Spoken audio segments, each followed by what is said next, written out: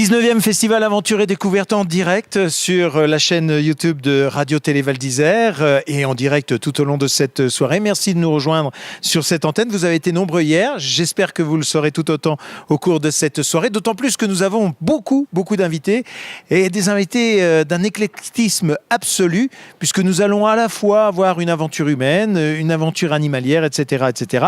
Nous avons à nos côtés Louis Meunier. Bonjour Louis. Bonjour. Alors on se connaît bien Louis Meunier parce que le Festival Aventure et Découverte, eh bien, c'est quelque chose que vous portez sans aucun doute dans votre cœur parce que vous avez été aigle d'or du Festival Aventure et Découverte il y a 2 ans. Oui, il y a 3 ans. 3 ans c'est la 3e fois que je viens au festival et c'est toujours un plaisir de revenir à Val d'Isère. Ouais. Alors justement, qu'est-ce que ça vous a fait? Qu'est-ce que ça vous a apporté? Avant de parler de votre film d'aujourd'hui, qu'est-ce que ça vous a apporté que d'être aigle d'or de Val d'Isère? Vous avez pu vous en servir, entre guillemets? S'en servir, non. Après, c'est toujours un grand plaisir d'avoir une récompense, un peu de reconnaissance. Le plus grand plaisir, c'est de partager avec tout le public ici, de montrer le film, de répondre aux questions, et d'avoir des retours tout frais, en direct.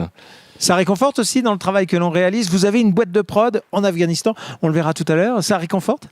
Oui, bien sûr, ça réconforte parce que souvent, il y a plusieurs phases dans le travail de production, mais quand on est en phase de montage, on est un peu tout seul dans le noir, vraiment dans le noir, au sens du terme, et un peu le nez dans le guidon. Et c'est vrai qu'on a peu de recul par rapport au film, donc c'est toujours bien de partager. Et par exemple, le film que je vais présenter tout à l'heure, j'ai fini dimanche matin, et donc je l'ai montré vraiment à personne. Donc c'est vraiment une avant-première, et moi-même j'ai pas eu le temps de le regarder d'une traite de bout en bout. Donc, vous ne connaissez pas le film que vous allez présenter? Non, je le connais. Parce que le montage est quand même... On connaît les images, mais le montage est primordial. Le montage, on fait des coutures. Donc j'ai fait beaucoup de coutures, mais à chaque fois qu'on fait une couture, on s'arrête 10, 15, 20, 100 fois. Donc voilà. Donc c'est vraiment une avant-première, et donc je suis content de savoir comment ça va se passer. Kaboul Cinéma Paradiso. Kaboul Cinéma Paradiso, voilà. Avant toute chose, je me souviens vous avoir posé la question il y a quelques temps. C'est quand même un peu fou que de dire je vais aller monter une boîte de prod en Afghanistan pendant 10 ans, puisque vous habitez l'Afghanistan depuis un certain nombre d'années. Il y a quand même, j'allais dire, dans mon imaginaire, des destinations qui sont peut-être un petit peu plus cool. Oui, alors moi je suis arrivé en Afghanistan au début de l'année 2002, à une période où tout le monde était très optimiste sur l'avenir du pays. On pensait que c'était un nouvel Eldorado, et on pensait vraiment que la paix, la liberté, la démocratie étaient en train de s'installer. Après, moi j'ai monté ma société en 2007 à Kaboul, et depuis 2010-2011 j'habite en France et je fais les allers-retours dans l'autre sens. Je suis à Paris et je vais travailler à Kaboul. Donc j'habite plus à plein temps là-bas, et ma société de production a été transférée en France aussi il y a 2 ans. Et pourquoi avoir choisi l'Afghanistan plutôt qu'une autre destination? Parce que à l'époque, vous le disiez tout à l'heure, il y avait sûrement un Eldorado, mais pourquoi un pays qui nous est entre guillemets si différent? C'est un pays qui nous est très très proche, l'Afghanistan. Contrairement à ce qu'on peut imaginer. Dans beaucoup de sens. Moi, quand je suis arrivé en Afghanistan au début de l'année 2002, j'avais en tête les histoires des voyageurs des siècles passés, mais aussi des années 60-70, qui partaient sur la hippie trail qui allait jusqu'en Inde et qui s'arrêtaient en Afghanistan. C'était des randonneurs, des marcheurs, des alpinistes, et tout le monde revenait émerveillé d'Afghanistan. Je ne sais pas si vous avez lu Ella Maya ou Nicolas Bouvier. Voilà, ces gens-là ont vraiment éveillé ma curiosité pour l'Afghanistan. Et donc en 2002, le pays s'est ouvert après 2 décennies de fermeture. Il y a beaucoup de voyageurs qui ont été très très heureux de la nouvelle et qui se sont précipités à l'ambassade pour demander un visa.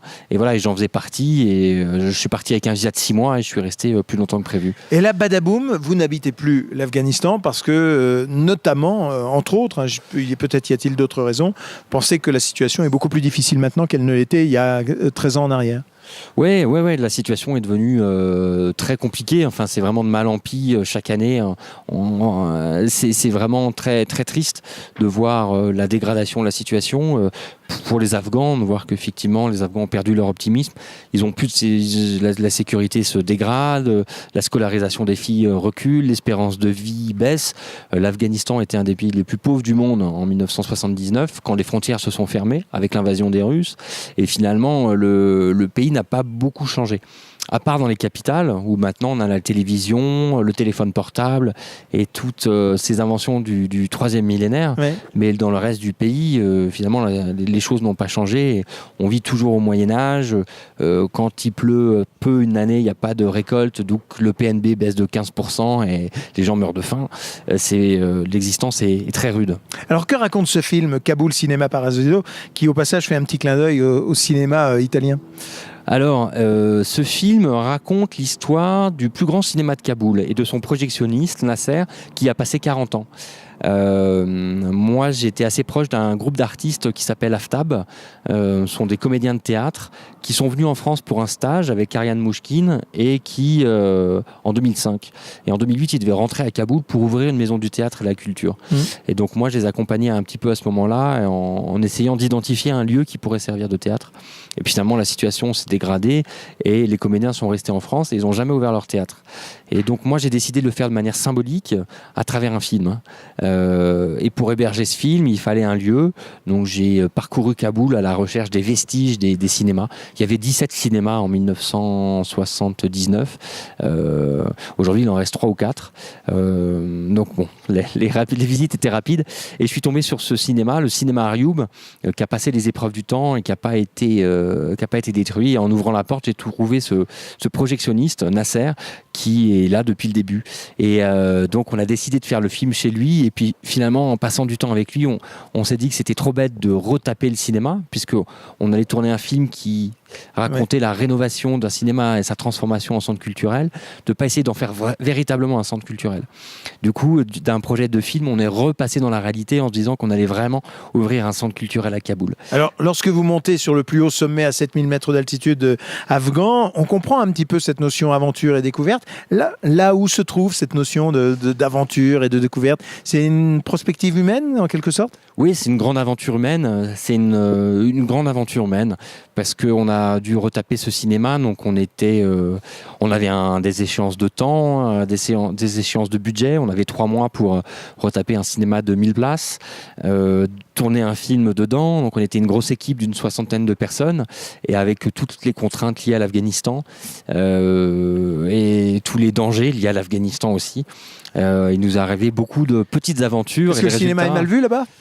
Le cinéma est très mal vu en Afghanistan. Par les talibans notamment? Alors les talibans, effectivement, ont banni le cinéma. Quand ils ont pris le pouvoir à Kaboul en 1996, ils se sont empressés de brûler toutes les bobines qu'ils trouvaient et fermer toutes les portes des cinémas. Les talibans ne sont pas au pouvoir aujourd'hui, pas officiellement au pouvoir, mais le cinéma est mal vu parce qu'aujourd'hui les Afghans restent chez eux. C'est mal vu de sortir le soir, c'est mal vu de sortir au cinéma. Il y a 120 cinémas à Téhéran. Aujourd'hui, il y en a 2 en activité à Kaboul et voilà, il y a 5 personnes par séance. Ce sont des mauvais films qui sont censurés et surtout des mauvais garçons qui vont pour fumer de l'opium. Et donc c'est très mal vu d'aller au cinéma. Donc c'est pour ça qu'on s'est dit qu'on ne pouvait pas ouvrir un cinéma à l'identique, mais plutôt faire un centre culturel. Et en fait, il y avait un seul centre culturel en Afghanistan, c'était le centre culturel français. Et malheureusement, il a explosé, il a été victime d'un attentat en décembre. Donc on a décidé que finalement, c'était une mauvaise idée d'ouvrir ce centre culturel à Kaboul. Donc aujourd'hui, Nasser, le vieux projectionniste, qui était très heureux de voir son cinéma reprendre vie, qui a beaucoup participé au projet avec beaucoup de cœur. Finalement, aujourd'hui, il est seul dans son cinéma. On n'a pas réussi à en faire un centre culturel. Vous parliez de risques tout à l'heure. Quels sont ces risques aujourd'hui à vouloir créer une telle entreprise ? Aujourd'hui, il y a des gens qui sont pris pour cible en Afghanistan, les femmes, les artistes, les femmes artistes encore plus que les autres. Voilà, quand on fait un tournage, qu'on a une grosse équipe, on est très visible et là aussi on peut devenir des cibles. Voilà, c'est un petit peu ce que je raconte dans le film qui sera projeté tout à l'heure. Mais vous en devenez une plus prioritairement aujourd'hui, du fait que vous avez fait ce film, justement, qui est une empreinte qui reste de cette dénonciation un petit peu manque de culture, voilà. En tous les cas, la volonté de ne pas avoir de culture. Donc le film est très très important parce que au départ, ce qui devait être un making-of de ce film de fiction, de ce long métrage qu'on tournait dans le cinéma, est devenu un document, un témoignage à part entière, puisqu'on n'a pas réussi à ouvrir le centre culturel. Ce documentaire est là justement pour témoigner et raconter la vie de Nasser, son passé, toutes les épreuves par lesquelles il est passé pour sauver son cinéma. Il a enterré les bobines pour pas qu'elles soient prises par les talibans. Il a accueilli 800 réfugiés pour pas que le bâtiment se fasse bombarder, etc., etc. On raconte aussi tous les espoirs qu'il avait avec ce centre culturel, et on raconte aussi comment tous nos amis, tous ceux qui ont participé au tournage sont mis en danger aujourd'hui en Afghanistan, et donc voilà, on explique pourquoi est-ce que malheureusement la culture, aujourd'hui, il faut la mettre un petit peu entre parenthèses. Alors, on a parlé de l'architecture, on a parlé des spectateurs, on a parlé du projectionniste, on n'a pas parlé des films. Quel type de film on peut voir là-bas ? Beaucoup de films. Il y a une production afghane. D'accord. Kabollywood. D'ailleurs, le long métrage s'appelle Kabollywood. Un petit clin d'œil à l'industrie cinématographique afghane. Après, le cinéma afghan est très tourné vers ses voisins, donc l'Iran d'un côté et le Pakistan et l'Inde de l'autre. Ils adorent les films de Bollywood. Ah oui. Et puis donc ensuite, ça chante beaucoup, ce sont des comédies musicales. Voilà, ce sont des comédies musicales qui chantent. Fleur bleue. Oui, souvent fleur bleue. Il y a souvent un méchant moustachu et un gentil moustachu avec une rose. Des poursuites en moto et des poursuites à moto et des bagarres. Une belle aux cheveux longs, soyeux. Ce sont des ingrédients incontournables pour un film réussi. Il n'y a pas, j'imagine, ce que l'on appellerait en France un cinéma d'art et d'essai. Du côté indien, pas vraiment. Enfin, si, sûrement. Je veux pas. Alors, je pense qu'il y a forcément des gens qui se revendiquent de ce courant, mais c'est surtout du côté iranien qu'il y a un vrai cinéma d'art et d'essai, et qu'on retrouve aussi d'ailleurs un petit peu chez les jeunes cinéastes afghans. Très bien. On va parler de Val d'Isère. Alors, c'est la 3e fois que vous venez ici à Val d'Isère, je crois. Tout à fait. C'est bien ça. Quel est votre contact avec notre petit village ? Écoutez, je suis content. Alors, le film qui a été primé ici il y a 3 ans, 7 mm au-dessus de la guerre, c'est ma première aventure en festival. C'était il y a 3 ans. Et j'avais décroché l'Aigle d'Or. J'étais très content. Et depuis, j'ai fait beaucoup de festivals.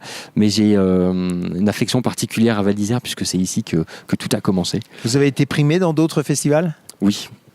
Des grands prix ?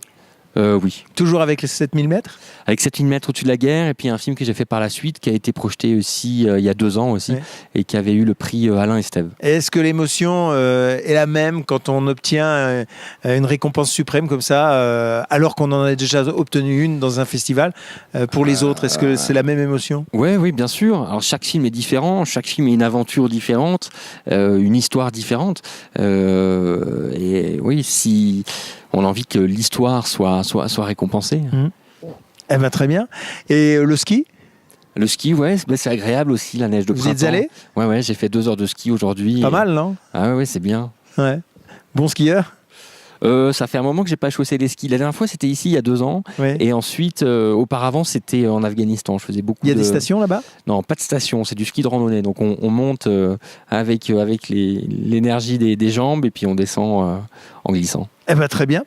Donc, je vous souhaite le même sort cette année que vous avez eu il y a 3 ans ici à Val d'Isère. Merci. En espérant que tout fonctionne bien. Et puis, alors, vos prochaines productions ne concerneront pas l'Afghanistan, j'imagine ? Non, là, c'est Première la femme que c'était mon dernier projet en Afghanistan. Donc, il va falloir que je trouve d'autres territoires d'aventure. Ah d'accord, si j'ai bien compris, c'est 4 divorces autrement. Voilà. Presque. Merci en tous les cas, Louis Meunier. Merci à vous. Et je vous souhaite un bon séjour ici à Val d'Isère. On se retrouve d'ici quelques minutes ici sur cette antenne en direct.